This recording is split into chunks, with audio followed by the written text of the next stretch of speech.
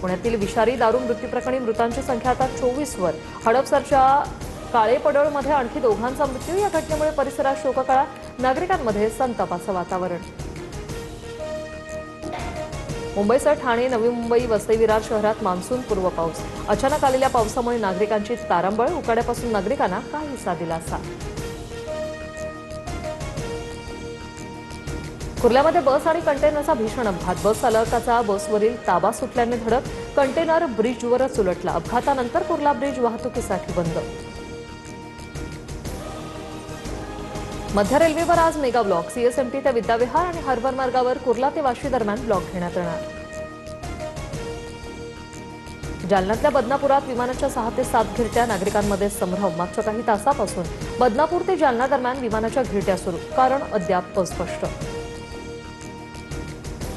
श्री क्षेत्र भीमाशंकर मंदिर 15 जूनपासून खुलं होणार. 1000 भाविकांना ऑनलाईन नोंदणीद्वारे दर्शन घेता येईल. कुंभमेळ्याच्या विकास कामांमुळे हे मंदिर 5 महिने बंद होतं. आयपीएलच्या अंतिम सामन्यात आज बंगळुरू आणि गुजरात भिडणार. गुजरातच्या नरेंद्र मोदी स्टेडियमवर महामुकाबला होईल. आरसीबीकडे सलग दुसऱ्यांदा ट्रॉफी जिंकण्याची संधी.